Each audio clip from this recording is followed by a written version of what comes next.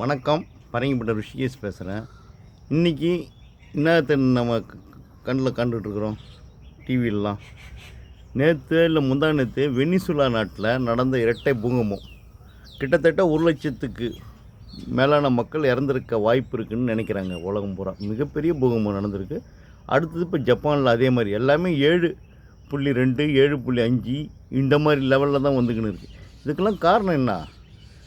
கரிமூல வாயுவை ஏகப்பட்ட பெட்ரோலிய வாகனங்கள், இயற்கைக்கு எதிரான செயல்பாடுகள், காடு மரங்களை வெட்டி எல்லாத்தையும் அழித்து இப்போ அந்தமான் நிக்கோபாரில் கொண்டு வந்து கிரேட் நிக்கோபார் திட்டத்தை கொண்டு வந்து அந்த காட்டெல்லாம் அழித்து மத்திய அரசு அதை செய்ய வரும்போது அந்த இடத்துல நிச்சயமாக இயற்கை மாறும் போது அங்கே ஒரு ஆபத்து ஏற்படும்.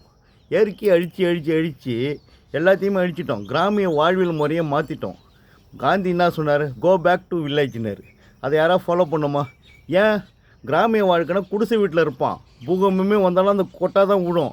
அவன் அடிப்பட மாட்டான், சாக மாட்டான், உயிர் பொழைச்சிருவான். அந்த கிராமிய வாழ்வியல் முறைலாம் வாங்கி ஒழிச்சிட்டு பெரிய பெரிய கட்டடங்களை கட்டிக்கிட்டு பெருசாக செஞ்சு மொத்தமாக ஒரு நிமிஷம் இந்த நம்ம ஆடுற ஆட்டத்துக்கு பூமி ஒரு செகண்ட் ஆடின ஆட்டத்துக்கு இத்தனை லட்சம் பேர் சாப்பிட்றோம். இன்றைக்கி இந்த உலகம் அழிகிறதுக்கு யார் காரணம்னா அந்த மனித குலம்தான். எல்லா உயிரையும் அழித்து இந்த பூமியை அழிக்கிறதுக்கு நம்ம தயாராகிட்டோம்.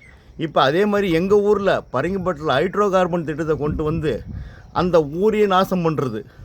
அப்போ நாசம் பண்ணிட்டீங்கன்னா மீன் வளம் குறையும், இயற்கை அங்கே பாதிக்கும். அங்கே பெட்ரோல் கேஸ் எடுக்கும் போது அங்கே ஒரு பாதிப்பு ஏற்படும். ஏங்க இயற்கை அழிக்கிறீங்கன்றதான் என்னுடைய கேள்வி. இயற்கையை பாதுகாக்க வேண்டிய ஆர்வலர்கள் யாருமே இல்லை. ஆகவே பரங்கிப்பட்டில் ஹைட்ரோ கார்பன் திட்டத்தை கைவிடணும்.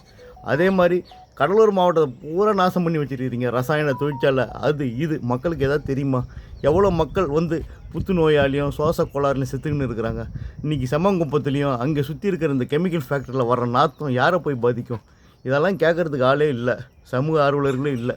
இந்த நாட்டை நாசமாகறதுக்கும் உலகம் அடிகிறதுக்கும் யார் காரணமாக இருக்கிறோம்? மக்கள் கிடையாது, அதிகார வர்க்கம், ஆட்சியாளர்கள், அரசு அதிகாரிகள். இவங்க கோடியாக கொள்ளடிக்கிறதுக்கு இந்த மாதிரி திட்டங்களெல்லாம் கொண்டு வராங்கன்றது தான் நிதர்சன உண்மை. இதை புரிஞ்சுங்க மக்களே. நன்றி, வணக்கம்.